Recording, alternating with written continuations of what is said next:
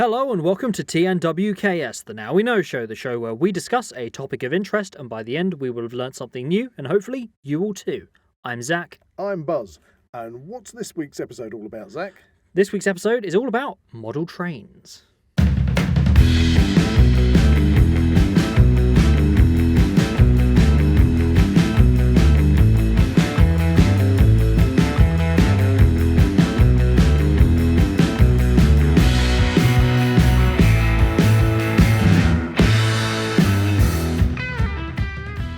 If you enjoy the Now We Know Show podcast, support Zak Wylde Productions on Patreon or join our members on YouTube for early access, ad-free content and exclusive episodes. This week, we're taking the show on the road. We're going out and about to a secret location in Middle England. For the first time this year. To find out all about the fascinating world of model train collecting. Yes, and we're going to be interviewing a special guest. Who is?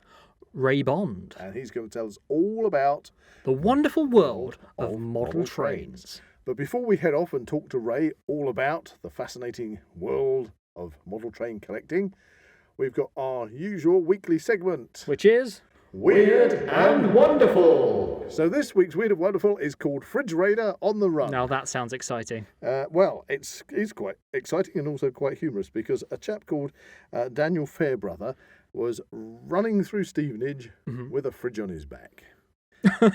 When a police chase ensued, because the police spotted him with his fridge on his back, and they thought, "Hang on, what's going on here? He's nicked a fridge." Hang on. So why did he have the fridge on his back? Well, that's the thing. You sort of think, well, why is this man got? That does kind of raise questions. Well, it turns out that Daniel is a runner, and he's training for the London Marathon, and wants to see if he can beat the world record for the fastest time to finish the marathon while carrying a household appliance on your back. I can't see many people going for that. He's also a fan of the film Cool Runnings and has named the fridge Tallulah.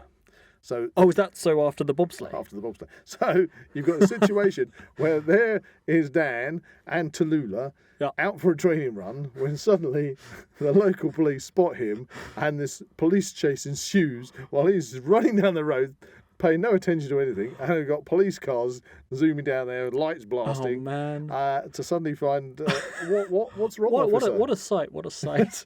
And they go, "You're Nick's son. Why? For what reason? For what reason? You've stolen a fridge." I'm running for charity, actually. Charity. Oh, oops! So there you go. So thankfully, the police realised, obviously, that it was all in good humour. Yeah, good faith. Good faith. And but there you go. But I just thought it was quite amusing to think that this poor guy is running along with a fridge on his back. I mean, he's gone through enough. Now he's being accosted by police. Now he's being chased by the police. Anyway, so that's this week's Weird and Wonderful. That was quite funny, actually. Right. So anyway, it's time to head off into a secret location and find out about this week's topic.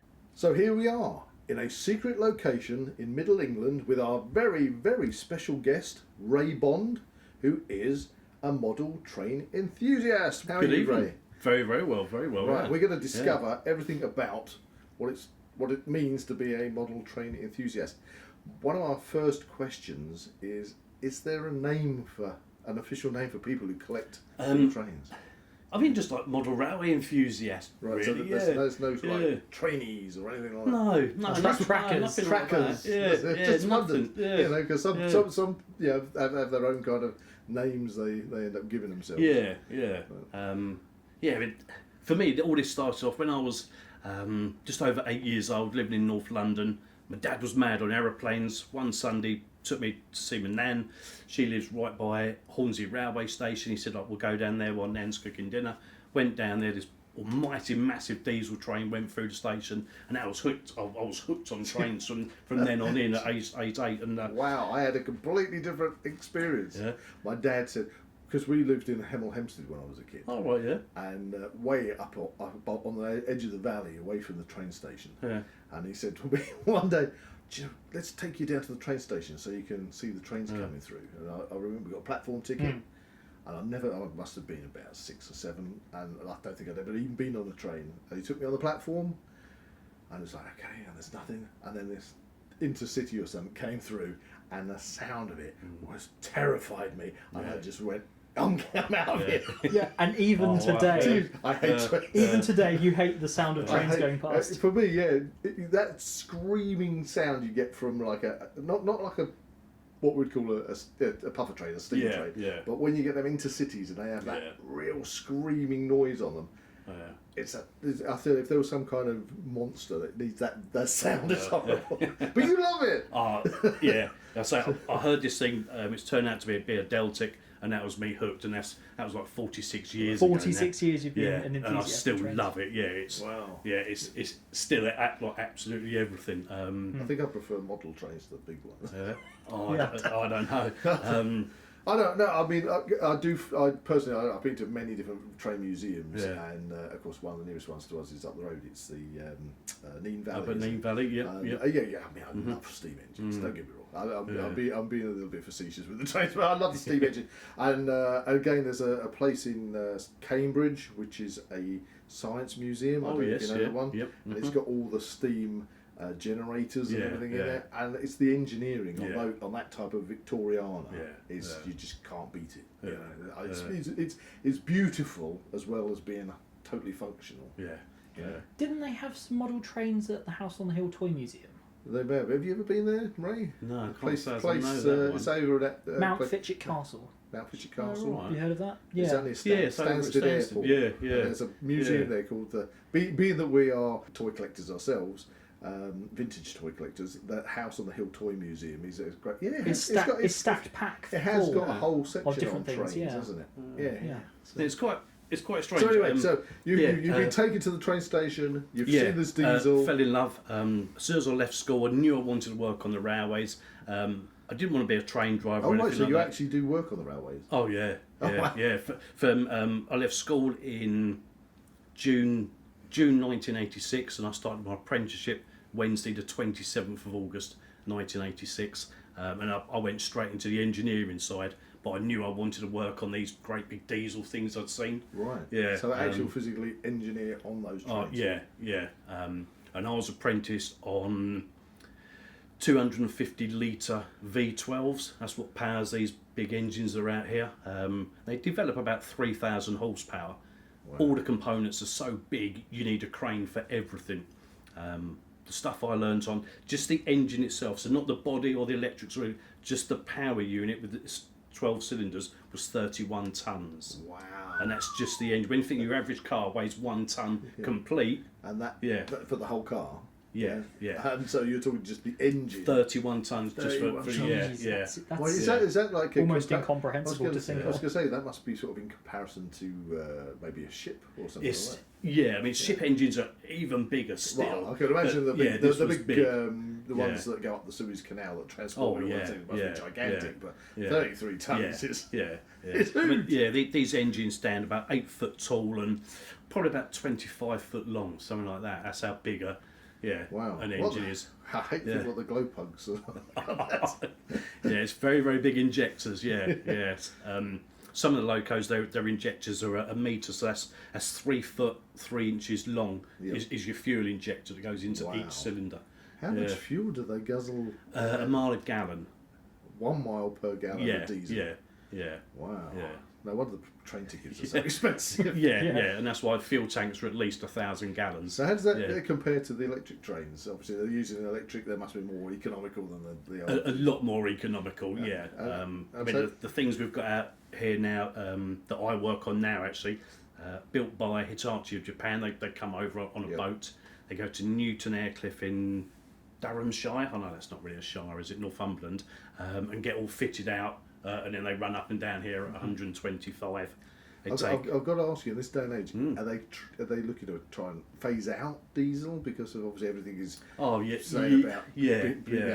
can't even go to London now unless you're on a push bike without getting charged. I'm just wondering how that sort of sets on the railways. Years ago they started saying everything's going to be electric, but they did find it's fine while everything's working, but as soon as the overhead wires come down, everything grinds to a halt. When somebody steals the cables. So all these new Hitachi trains out here have all got like a donkey diesel engine, and that's a 12-cylinder Rolls-Royce power unit, and that can still power the entire train Crikey. up to about 35 miles an hour. That must cost just well, one. they must one be engine. very expensive. Apparently, a power unit change is £1 million. Yeah. Well, actually, this is not bad Yeah. for the listeners out there. Yeah, because Yeah. people always complain about the cost of railway travel. I mean, the amount of investment there must be in the rolling stock Yeah. is exactly. vast. And maybe people don't pay attention. Yeah. Plus, Yeah. obviously, the daily maintenance of the Yeah, whole yeah, networks. yeah. You know, Yeah. wow, crazy. Yeah. But so you've worked obviously on the trains Yep. for all these years. Yep. So was it the love of trains, full-size trains, from that experience with your father on the train track? When did you suddenly turn your eye to the model trains? So yeah, I saw the big train, fell in love, and straight away, like Dad bought me and then built me a little model railway. I think we all remember we were kids. yeah, Did you ever have exactly. a wind-up one? I remember having Yeah, just a sort of circular one. Yeah. I mean, you bought me model trains as a kid. Another great story. Zach, bless him, he loved Thomas the Tank Engine. Oh, right, So that's how yeah. he got into it. Yeah. He loved Thomas the Tank Engine. You know the little Thomas the Tank Engine ones you got? Mm. And then Dad goes and spots that they do a whole set of electric Thomas the Tank Engine ones, with a track and everything. So I thought, right, I know where this is going. I'm going to buy these. And I bought them, and they're like, all these, look at these electric trains, got like naughty diesel and all this. Yeah. Gave him to set it all up, and then he refused, he wouldn't let me turn them on. No? Oh, wow, If I yeah. turned them on, he'd say, I "Off." have no idea. I have And no you- idea why. You had hours of fun playing with them by pushing them around, but you hated actually having them running Oh, by wow, themselves. I mean, I've still got them. You still got them all. So I may as well set them up at some point. Again, being vintage toy collectors, everything that has been bought over the years stays because you never know in the future. Yeah, So yeah, who very knows? true. Maybe those electric. Well, trains- maybe we should talk about where we are actually recording Yeah, this. yeah. So we are in your, what would you call this? It was going to be the garden room, but I think it's going to end up as a railway room. The railway room. Yeah, It's two-thirds perfect. I can of see it. why. Yeah, I can yeah. see why. It's a purpose-built, big, Yeah. very, very well built outbuilding, it's quite nice, yeah. which you are obviously. We're sitting right in kind of like this The centre, the central hub. We've had to come underneath this. It's a bit like being a pub, isn't it? Coming I was thinking an escape room entrance. Right, but you know where the flip up top and you go through the bar. Yeah. Yeah. Apart from this doesn't flip up because of the train. You gotta tracks. crawl. You got to Yeah. crawl, and then we're in this central area, which is beautiful. I mean, yeah, we can see how you're setting this up. Yeah. And then underneath your, what would you call this? Your decking. I don't Yeah, know. so we call this, like, this area is the baseboard. Right, so the baseboard for yep. all. And we are completely 360 surrounded by this. Yeah. Yeah, And yeah, underneath yeah. that is all your storage. So you've got all Yeah. your. Yeah, We'll yeah. get to that later. But anyway, Yep. yeah. So you're in development stage. I'm taking it. Very, very, very much so, yeah. So the room itself is, what are we, 6-7 months old. I had the baseboards and the storage built in November, so that's 8 weeks ago. We've had Christmas and everything. Yeah, so it is very, very basic at the moment. There is one continuous loop of track. Eventually, I'm hoping for 4 continuous loops of what we call standard gauge model railways, if you like. This is the most common gauge. It's called 00. Okay, 00 gauge. 'Cause I was gauge. going to ask you. I know nothing about Yeah. model trains, but I kind of heard that there's different gauges. That's it. Yep. And Yeah. is that kind of different gauges because of different countries, or is that different gauges because the model makers themselves make them in different I gauges? think a lot of it is like the model makers do it. Yeah, I can When, understand. yeah, if- when you're if- young, if- 00 gauge is quite easy to see and everything. So I'm getting that little bit older to look at like the little bits and The pieces on it. details. I need glasses now. Oh, right. Yeah, but you can go up. The next gauge up is O gauge. So you 00 and what else? And then you up from that. There's G gauge, and the G stands for garden. Oh, was so this that'd one's be is outside. this somebody would sit on sides? Or It's a bit smaller than that. It's I'm trying to think. Well, I think it's about 18 mil. This is what they call 16.5 mil. Is 00. The little smaller, narrower track in the front. Oh yeah. That's called 009 and is 9 mil wide. Okay. Yeah. At the moment, there's a little temporary bit of that. I do intend modelling. A couple of years ago, I fell in love with the old disused slate quarries of North Wales. Oh, very nice, yeah. So I've got to model that. And We're climbers and we love Oh, going wow. over to North Wales, Yeah. and Oh, yeah. Snowdonia. Yeah. So Maybe we should do a podcast on that. So you're planning to. I mean, obviously you've got your baseboard here, and Yeah. you're looking to build up, going up the walls or something. Is that how it's yes, gonna work? yeah. A few things I really want to to be able to model is about 20 years ago I went to the Peak District, which is all limestone and then granite. Yep, fell in love with Peak District, so I've got to model like a limestone quarry, and I've got all the engines for it, I've got all the wagons, I know you can't. I've got the building, and that's going to be here. Right, so let's just take a look. So Ray's just shown us out of this. So it's a complete. What would you call that? That's a quarry. It's all like the quarry buildings. Mining. Yeah, so like where the limestone's extracted from the cliffs and then goes through a processing plant. And what, the trains would come underneath that building to get loaded? Yeah, and then like the process crushed down limestone. Why are they really going into detail? I didn't realise. And is then hopper fed into the top of the wagons, and then those wagons would then go off. As well as the trains that are going to be moving around this landscape, are you going to be incorporating other kind of movement into anything? Yeah, does that probably put the stuff into the trains? Yeah. Wow, it does. Yeah, that is some excellent miniature model work there. Yeah, so so I do want to do that. So yeah, you can actually like load a train. So limestone quarry in this corner. I'm going for like slate quarry over in the corner over there. Any water features at all? Behind you, there'll be a canal. Nice. Wow. So we're having like a. So the drop down there, there'll be a like canal. A viaduct or something. Yeah. At the moment, it's just on like temporary plywood stands, but yeah, they will come out and it'll either be like an engineering blue brick viaducts at that end. I'm trying to think for the listeners. So we're talking about. I mean, everybody's familiar with Harry Potter movies, and you always see the Hogwarts Express go in on that viaduct. That big viaduct. So that's kind of what we're talking about when it comes to the train viaduct. Yeah. Now that viaduct, specifically that one, that was the first concrete viaduct in the country. So I want to go for like a blue engineering brick effect at that end over a canal. Nice. And then this end, you're going to stick a couple of barges there, or Yeah, and there's got to be a lock. It can't just be a strip of canal. It's got to have a lock in it. This is detail. So exciting. It is. I mean, we love board games. Right. But some of the one particular board game that we play is called Hero Quest, and that comes with an inordinate amount of add-ons, but all those little miniatures and everything, from doorways to walls, furniture, everything. It's all got to be hand painted and everything. And I was doing that even before we just came over here. Yeah, no, I can appreciate quite the amount of project you've got here. It's massive, It's quite the undertaking. Yeah. And you said earlier you've been collecting for so many years. Yeah. But you've only just.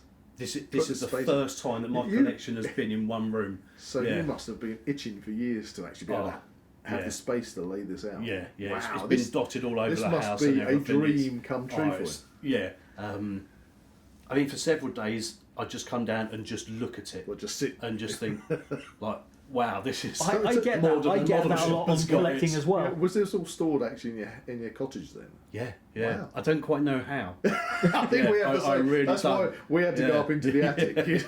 The attic is just like a museum. So wow. So in these boxes that I can see here, what is in them?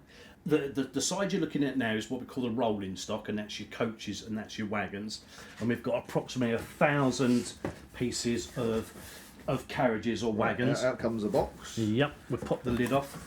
Oh wow! So this particular one is sort of like odds and sods wagons. So this is what we call war wells, which is what the army used to transport tanks and things around the country.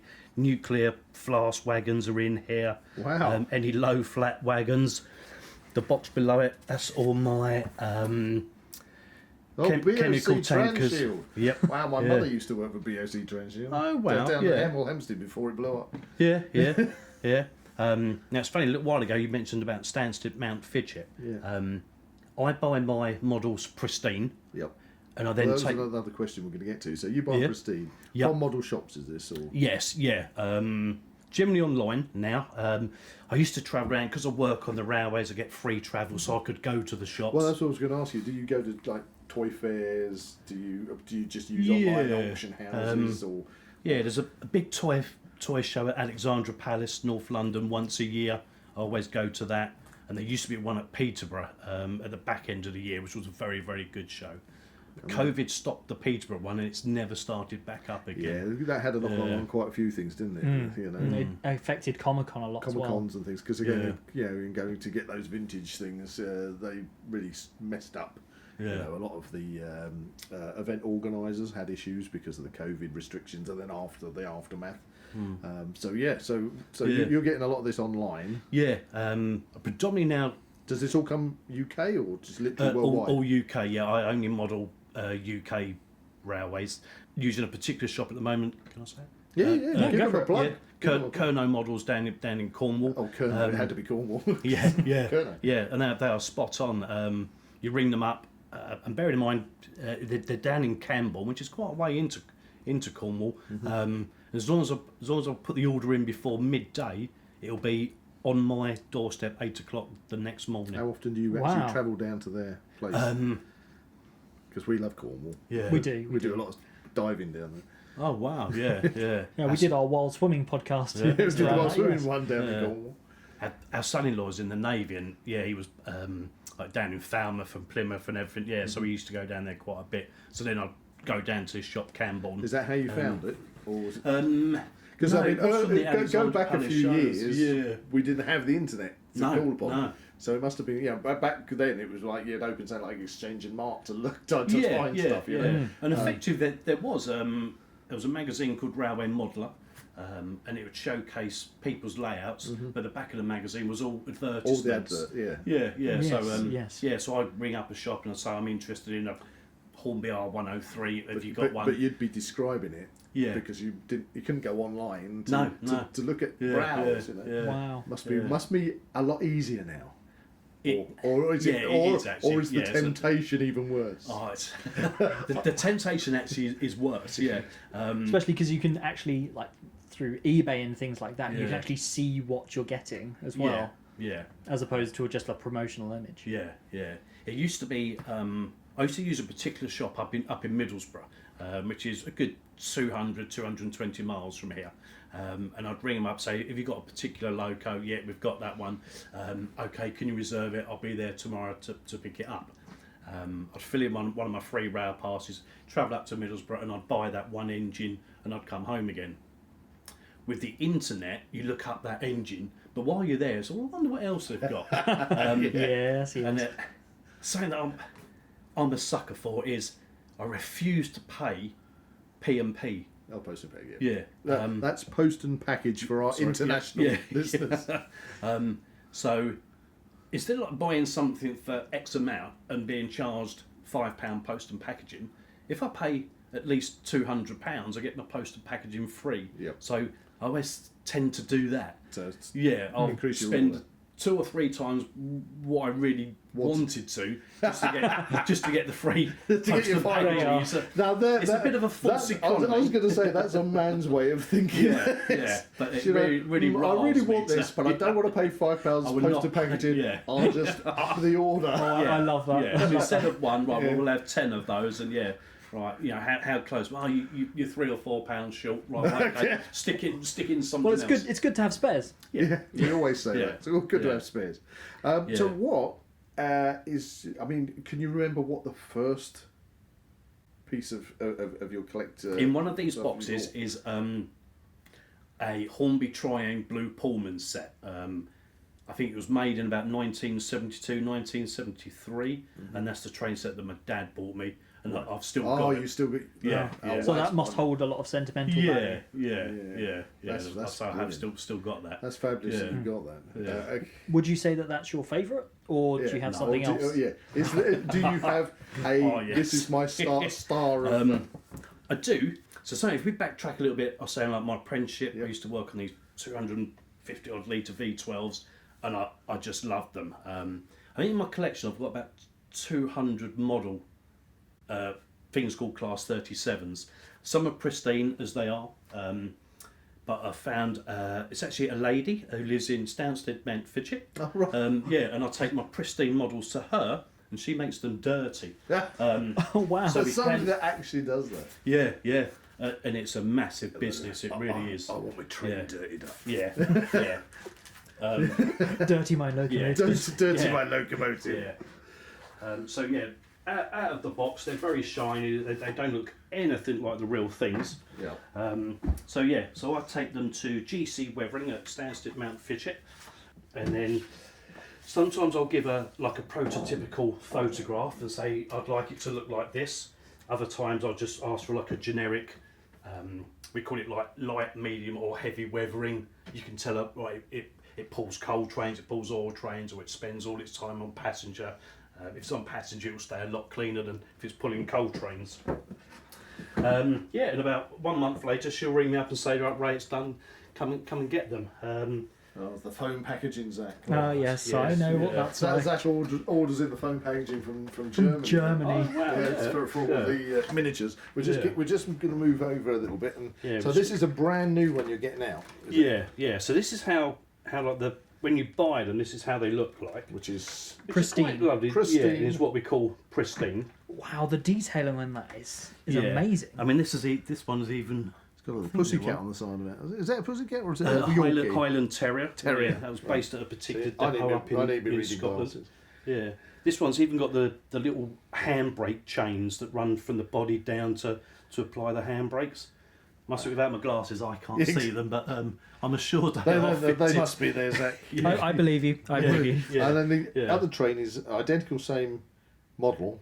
Yeah. Yep. But it's all weathered. Yeah. And you can see You can really see that. the diesel staining on it and everything. Yeah. That's amazing that can even be done. Yeah, there are people out there to do that. Yeah. And that particular one has just got a general dirtiness about it. But yeah, there's sort of quite a few others dotted around that, like where I've taken a prototypical. Because prototypical that's what we were pictures, saying and earlier about the miniatures that we paint, is we have to do that ourselves. Yeah. I wouldn't have imagined of taking miniatures to somewhere else to get them painted. I mean, I could imagine buying pre-painted ones. Yeah. So it's fascinating. So how much does that texturing kind of cost?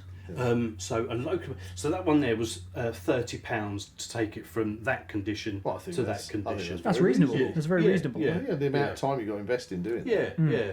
When I take these wagons, each of these wagons will be about £8 to do. Okay, so we're looking at what type of wagon are we looking at that for? So these are specifically what they call HAA hoppers, and these come out in the 1970s, and it was for the mass transport of coal. Right. From collieries to power stations. Right, okay. Semi-automated. The wagons were top loading, so they'd be filled with coal. They'd go off to the unloading plant at the power station, and these things are fitted with like semi-automatic doors, and they're operated by handles. And at the side of the track, there'd be posts. As the train passed the post, it operates the handle. So you didn't need a man to do it. Right. Yeah. The train doesn't have to stop. The driver can dial in a speed of 0.5 mile an hour or whatever that particular power station can handle. Anything up to 3 miles an hour, and then they just crawl through. They never actually stop. And they tip themselves out. The hopper doors are on the bottom. Oh, right. Yeah. Well, and underneath? they drop out. Yes. Yeah. Ah, crazy. Yeah. So I take it, looking at these. I mean, how many you got there? About There's 15 now. 15. Yeah. And they're all in pristine condition, so they've all got to be dirtied up. Yeah. Now a prototypical rake is 36 wagons, so I've still got a couple more to collect. Yeah. And what do you use as a replicant coal? Or you can actually buy scale coal. Scale coal. Yeah. So Wow. and then you could have say like a piece of card. You make like a former, cover it in PVA, and then just sprinkle the scale coal on it. Right, let so it dry that out. kind of just sits on the top. Yeah. Wow. Yeah.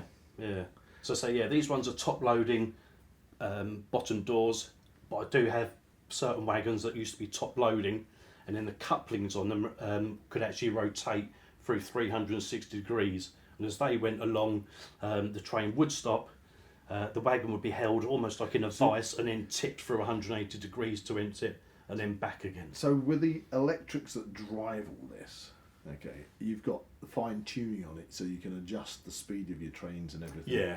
I mean, I'm used to literally putting a train on a track, hitting the go button, and off it goes. So can you actually can you replicate these kind of actions on your? To an extent. So I think we are switched on. So we've got a diesel locomotive. Obviously, it's electric, but it replicates a diesel locomotive of 15 wagons. We supply 12 volts to the rail. When you first notch on, it's just a couple of volts. As you turn the controller up, on your I track. think we're all. Okay. by the Look, time it we've comes got round. listeners. We've got a train which is just starting to depart the station. So we'll start her off. There, if you can hear that in the background, it's going to be coming past Zach any minute. I feel like a kaiju. You feel like a kaiju. Yeah. So, Ray, are you going to be having stations? I mean, how many stations on your model railway are you going to be having? It's quite funny. I don't know if I'm going to have a station. I definitely know a limestone quarry, a slate quarry, a canal. This end is going to be big stone and iron viaducts over a river and a road. That's quite hypnotic watching it. It is. Yeah. It's almost very cathartic. Yeah. It's just nice No seeing wonder you go you just around. want to be down here.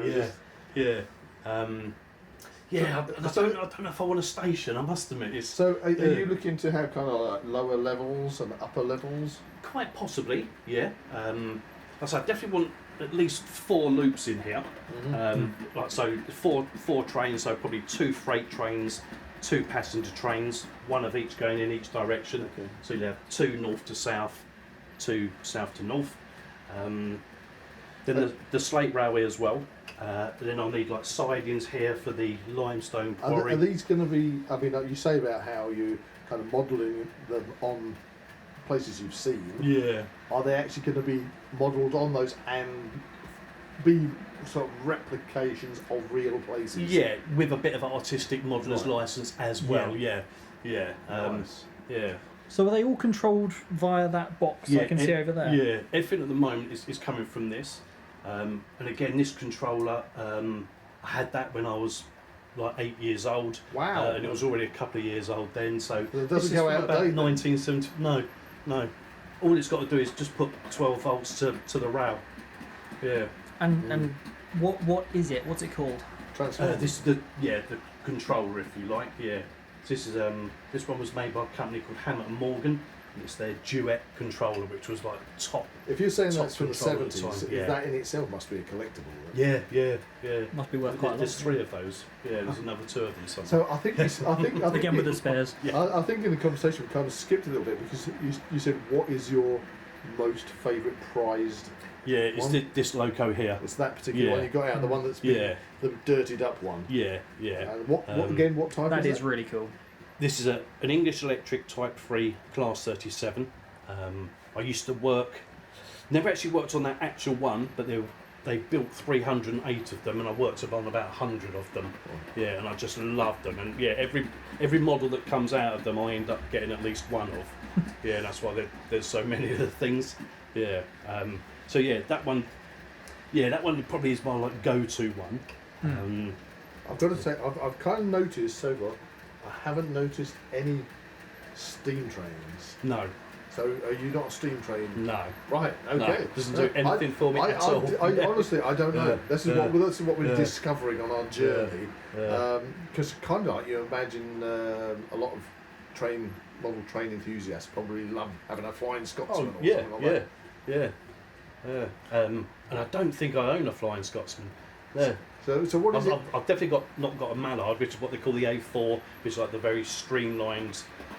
Is that the one that's got kind of like a bullet That's shaped it. front on it? Yeah. And I know I definitely haven't got one of those. But yeah, every class of diesel locomotive that there's a model of, I've got those. Yeah. Wow. Yeah. I mean, even the sound of it going along the tracks, it does sound like a train. That tick. Yeah. Just take the mic over to it. You just feel as if you've got a train, which technically we haven't got a train coming past, but you kind of like feel in miniature. Yeah. It's got such a nice sound. Yeah. Yeah. And then I'm still talking about the idea of. So the track at the moment is what they call flexi track, Okay. and it comes in scaled down versions of. It's about 180 foot long. Now the real railway used to get like a clickety clack, and that's because the rails were 60 foot long and then bolted to the next piece. Right. So it's quite possible. At least one of my loops, I'll just make like a little hacksaw cut in one of the rails at a scale 60 foot, and then you'll get the proper clickety-clack, clickety-clack, So clickety-clack. this is wow. like a little tip, professional tip there to get that yeah. to get that sound. Yeah. So the controller that's running now, they've been around for like 50 odd years. Obviously everything's moved on now. This one just goes round and round, but you can buy now engines with the that's pulling into sound the and station. everything. There you go, Yeah. Do you have a whistle? Well, it's funny you should say that, because I'm going to swap places with you, because you're saying there is no steam engines, and you are sort of right, but over in this corner we've got the beginnings of the slate railway. So this is narrow gauge, prototypical narrow gauge, and is in scale with this gauge. So in real life, if There you go. that It's got one right behind me. Yeah, as if by And magic. that one is tiny. Yeah. Did you yeah. just put that there? Or was it already there? It was Oh, it's already blended, there. It's yeah. blended in with It's that so, platform. it's so small you couldn't see And it. that Yeah. one is a steam engine. Yep. Ah, Yeah. right. Now this. And this is like a genuine model replica of engines that used to work So this is in North a Wales. double-ended steam engine. Yeah, So it's actually one complete engine. Yep. But it goes in both directions. Yeah. Wow. So two, I don't think I've two ever- boilers and everything. Yeah, and they don't do think I've ever exist, and seen them. they still run to this day. Wow. Yeah, a place called Porthmadog. Well, I've heard the of it. Festiniog Railway. They've got about 3 or 4 of them in this size, and then there's a slightly bigger variant as well. Yeah. And When was it we quite went lovely. on the last time we went on a steam train? That was at Llangollen, was that? Oh yeah. Ooh, that Yeah, must that have been was quite a while ago. Quite a while ago. Oh, So I don't know if you yeah. can hear that. So Yeah, I can hear yeah. So this little engine, which is what we're looking at there, 3.5 inches long. Yeah, four By- a max. Yeah, by 1.5 inches, maybe 2 inches high. Yep. Now this loco is digital control, fully sound functioning and everything. And hopefully, if I get it right, you'll get all the So sounds. does the sound come out of the actual engine itself? Yeah. Wow. Yeah. Do you wanna move there over, is Zach? there is speakers in here and everything. So we'll start off with the whistles. Wow. And then The steam. yeah. Don't want to go that way, do we? You don't go. There's no track that way. Oh, it's going to actually puff. Take the brake back off. Oh, it's got a brake. Yeah. Yeah, sort of get in there a little bit.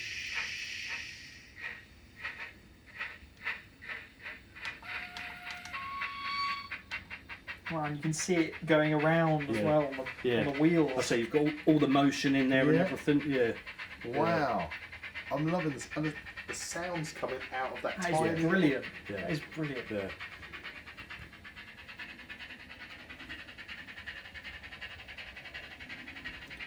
Wow, this is crazy. Yeah. Yeah, the only thing is, the track runs out. It's now It it's does, turned into yeah. one of those movies Yeah. where So with the big train, to stop it, all you do is turn the power off. This one, you actually have to apply the brake. oh, and it you stopped. hit- It yeah. stopped before it went off You've, the you- end of the you line. hear you've practiced that, haven't You you? hear the brake block noise and Yeah. everything. That is Yeah, great. because and it did take quite a bit of practice. And loads of times it just kept running off the end, or I'd have to hold it and the wheels would be spinning. Yeah. So you literally, from the control unit, Yep. you are the driver Yeah. with the brakes and everything. That tiny little engine. Wow. Is she bringing it back? Yeah. Eh. Oh, and it stopped. Yeah. Blessed it. Well, it was. It did work, didn't it? It did work, I believe. Yeah. Yeah. Oh, it's going, it's going. Yeah. Oh, really? We have to point out you haven't got it fully set up. You. No, no. Now all those sounds are in that. You can now get like the sound fitted variants in that size. And if you're going for passenger trains, you get the train stop, you can hear the doors being unlocked, the doors opening, the doors closing, it has the bleeper sounds, it has the guard's whistle, it has train announcements, it tells you like where the train's going. Wow, it's coming into the station again. Yeah, so we'll turn the power off and we'll apply the brakes. Expertly done. Round of applause. But Well done. yeah, several times it fell off. So yeah, because this wasn't a thing that I considered when you were talking about model railways. that you could have that literally realistic sound replication. To such a complex Yeah, way. Because with a steam engine, there must be so many sounds. Oh, yeah, I've not found half the sounds on this thing. I think there's about 30 different sounds. Dare I that ask how much an engine like that must cost? £300. Yeah. That's An expensive hobby. That's an expensive hobby, but also the actual engineering on that little thing must be crazy. It's quite phenomenal, isn't it? Yeah. Because it's actually sitting on the track and it's just hissing gently. Yeah. And like the detail, this particular one is named. So at the moment there's printed nameplates, but in it you do get brass nameplates you can glue over the top. It's got the maker's plates on the boiler ends and everything, and under a magnifying glass it is all legible. It's fair to say there is a little room for steam power in Ray's heart. Yeah. Narrow gauge in this corner, there will be steam, and there will be quite a few little steam engines. Yeah. I love all these little quarry locos, these quirky little quarry locos. So how long do you think? I mean, this is in my eyes a major project what you've got in front of you here. Yeah. I mean, you've got everything. The framework, let's call it the framework is in position. Yep. But obviously you've got to take all this track up to start building your landscape. Yeah? That's it. Yeah. Oh, so that must be. It's going to be like the rest of my life. I know it's because like ideas evolve and everything. Like so, slate quarry here, limestone quarries, canals, rivers. But as I do it, I might find, well, actually, no, I don't want the canal there. I want the canal at the other end. So, as you go on and you do something, and you'll be like, oh yeah, that's good. But if plans adapt and evolve. And does it sort of change depending on what trains you actually have out? It does as well, yes. Have you got to kind of think to yourself? Well, obviously, you're the only person who knows the trains in your collection, and you're going to say, well, this isn't going to look right. It's like say if you've got a certain landscape and you stuck a Japanese bullet train in it, it maybe it wouldn't look right. Do you sort of think, no, I've got to that point. I want to change the landscape. To fit in a different. Because obviously you've spoken about the canals and the quarries and everything. You haven't mentioned kind of an industrial or cityscape area, you know? And I don't.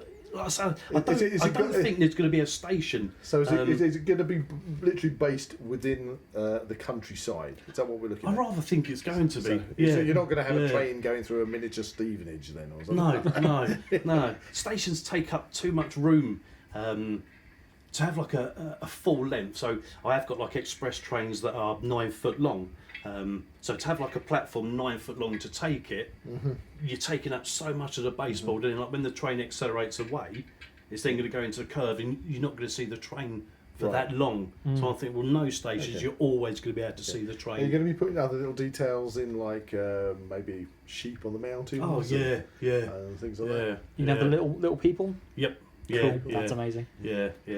But you say a lot of the details. So this track here is modelled with wooden sleepers. Okay, so these are actually they are plastic, but plastic, under a microscope. That's a magnifying glass. That's it. Yeah, they've actually got like wood effect in them. Yeah.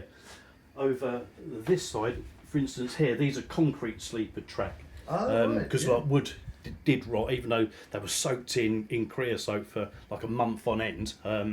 Yes, it takes a long time for them to rot, but invariably they do rot. And then so they went over to concrete. Centre after that. Exactly that. Yeah. And now quite often we use steel sleepers.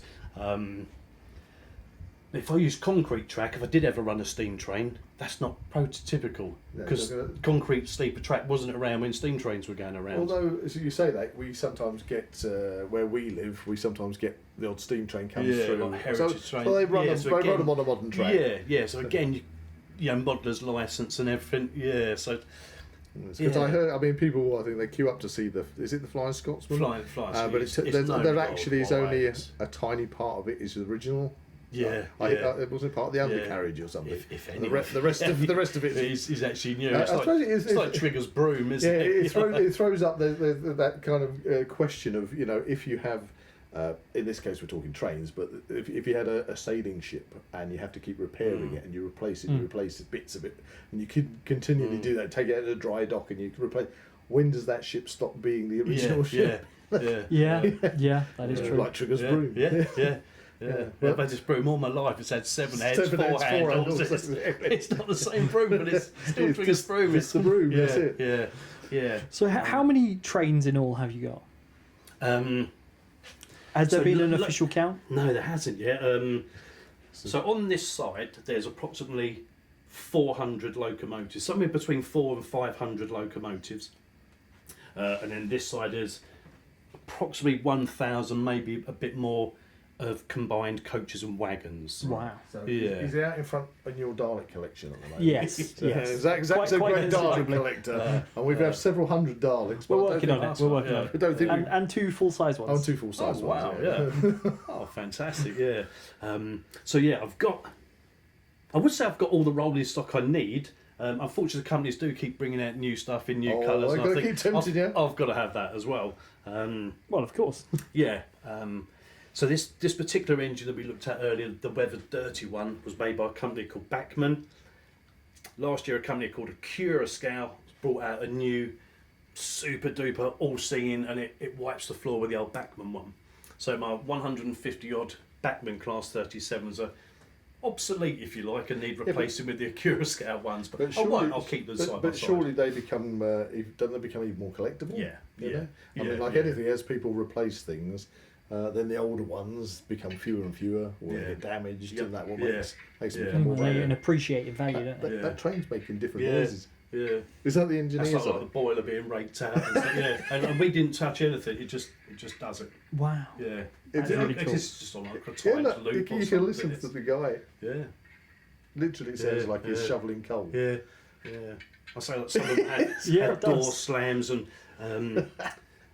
like one of the buttons will replicate the noise of the coupling being put over the hook of the vehicle next to it. And Oh, things. yeah. So it's, yeah. But the thing is, you haven't touched the control box, No. so it's just doing its own It just thing. yeah. So mate, it's just like hissing there it's like got a steam engine. But could on the you ship. imagine having this whole display? I mean, was there an official name for this? Layout. Layout. Yeah, So having this train layout with several different kind of trains on it, And making things going noise, on. things going all on. at the same time. Have you actually? That's a good question. Have you considered maybe putting underneath speakers in or anything, so you can have the sounds of the slate miners doing their thing in the slate mine? See, you Maybe could the do, odd and that's- animal on the hillside. Yeah, and some layouts are doing that. We now, can record that. So, like seaside layouts, they'll have seagull noises and things like that. Yeah, and say like country layouts, you will get like farmyard animal noises. Get off my land! Yeah, and you like the noise of a tractor ploughing a field and stuff, and you can get it all. I'd go as far as say there's nothing that you cannot buy if you wanted to replicate it. Wow. Yeah, your model you're only railway, limited by your imagination, really. I'm Exactly that. going to say Yeah, I am blown away. Yeah. For my first step into the world of model railways, I really didn't appreciate how in depth it is and what it can do. Yeah, I mean yeah. that is just that one little train you've shown us has blown me away. And to think of as we just described this whole layout and if The complexity, the potential complexity of it all. So Ray, it's been an absolute pleasure. Thank you. For I've you enjoyed to it. indulge us.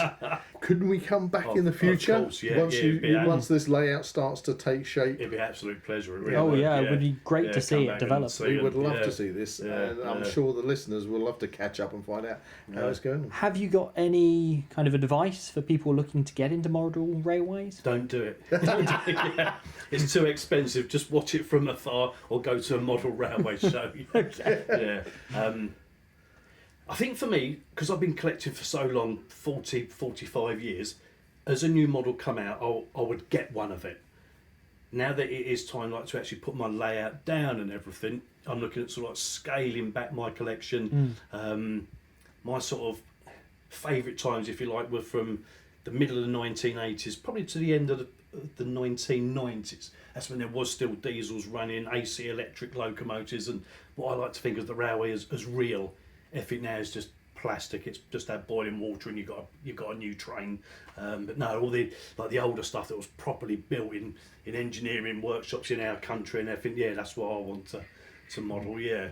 So yeah, if you are thinking of getting into model railways, yeah, sort of have a think about what is it you want to model, because otherwise it is very expensive. I suppose everybody's going to kind of have that initial key, that thing that hooks them. Yeah, and quite often it is Flying Scotsman. Yeah. You see the real Flying Scotsman. Right, I'm going to have one of those, and yeah, you get your Model 1 and a couple of coaches and a loop of track, but very soon that's not enough, and you want your loop of track to be bigger. You want a siding, you want another carriage. I want a train going the other way to pass it, and before you know it, you have got 4 or 5 engines. Yeah, that very small track suddenly becomes what we see before us now. Okay, one last question before we go. Because obviously it's electric. Yep. And we're living in a time when everybody's like, everybody's got to be eco. What kind of cost to run something like this? Is it very low cost? I'd like to think so. Put it that way. Like I said, the controllers, that one only pushes out 12 volts DC. This one puts out 16 volts AC. I was just thinking, if any parents are listening and their children have decided, they really want a model train out, get into model trains, they've not got a fear that it's going to cost them a fortune in an hour. Yeah, the locos take like milliamps. Even like a big heavy loco pulling at a load, it's only taking like half an amp. So it's not. So actually, that part of it is a lot cheaper than actually buying. It's just I think it needs to be. I think it needs to be. Yeah. Oh, it's been absolutely fantastic to let us enjoyed it. Yeah, I hope that was okay. Thank you very much, Ray. And you can tell I'm quite passionate about it. Oh, that's what we like. Well, it's been part of your life for so long. And it's very, very, very kind of you to share your passion with us and our listeners. Pleasure. And like I say, come along, and each time something's happening, I'll let you know. And as and when enough's happened, that it's then we'll come for back. yourselves. We'll really enjoy that. Yeah, Thank you very much. Fantastic. Thank you. Okay, take care, and we'll see you again. Cheers. Excellent. Thanks very much. So, Zach, we're back in the studio. That was absolutely really fascinating. That was so interesting. I didn't know there was so much to know. I kind of just naively thought you just had an electric train, stuck it on a track, and it just But no, there is a whole process. Crazy. A whole dedication there. Yeah, I mean, the detail to find that was phenomenal. This is not, as we said when we were there, the Thomason tank engine electric things that I had. Yeah, these are to actually, minutely magnifying glass detailed things. And to send them off to people to have them weathered, yes. The weathered, antique to it's hard to put, but weathered, they've been weathered. And that little steam train that made all those noises, and they weren't how you say, kind of like the old electronic type noises. No, they were very digital sampled sounds. So they were totally spot on for this tiny little train. I know. I mean, that literally it was magical. Magical. That hooked me. I thought, I want one of those just to go around my Christmas tree at Christmas. That'd be good. That'd be good. Just have the little one around there that does all the sounds. I think we'd have to persuade the rest of the family. But I was getting a bit carried away. I was thinking once Ray's got his landscape done, you got to have all these sounds for all the. I know. Back to the sheep again. Oh no. Oh, you should be like some kind of Foley artist. Get off my land. Was that a cow? That was a cow and a farmer. Oh, okay. I was trying to think if there any other ones. I think. Quack. What the hell was that? It's a duck. I don't think you'll be a Foley artist. Oh, sorry. That's savage. Anyway, that's savage. Anyway, it's been an absolutely fantastic episode. I hope the listeners have found the subject fascinating. And there's so many other things we can discuss on that topic. I'm really looking forward to going back in some point in the future to see how Ray has developed that whole space, and done all that wonderful landscaping for it. It's just going to be like totally amazing, I'm sure. So before we go, it's that fateful time of the podcast where we go to the mystery hat of mystery, the Sherlock Holmes hat of topics. Let me reach across the studio. I have the hat in my hand. It's getting very thin on the ground. Thin on the ground on topics for our exclusive episodes available for our patrons and YouTube members. Dive in there, Zach. So the next topic for our patrons and YouTube members will be Ooh, what's it going to be? Ooh, Drum roll. interesting. See, Foley sounds. Episode 26. Episode 26. Any ideas? Any ideas? Stab in the dark. Stab in the dark. Go on. Any ideas? Bigfoot. No. Oh. Ghosts. I mean, along those lines, surprisingly. Oh, really? Okay. Ish. Vampires. It was close to that point. Werewolves. Yeah, I give up. Halloween traditions. Oh, ghosts. Gotcha. should have got that one.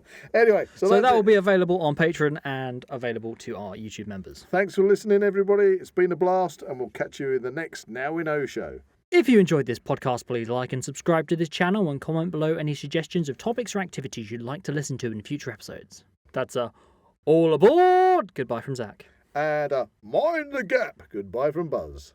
You can find the Now We Know Show podcast on YouTube, Spotify, Amazon Music, and Apple Podcasts. Keep up to date with everything ZWP on Facebook and Instagram, or visit the Zak Wylde Productions website at www.zakwyldeproductions.com. And remember to join us on Patreon or become a YouTube member for early access content and exclusive episodes.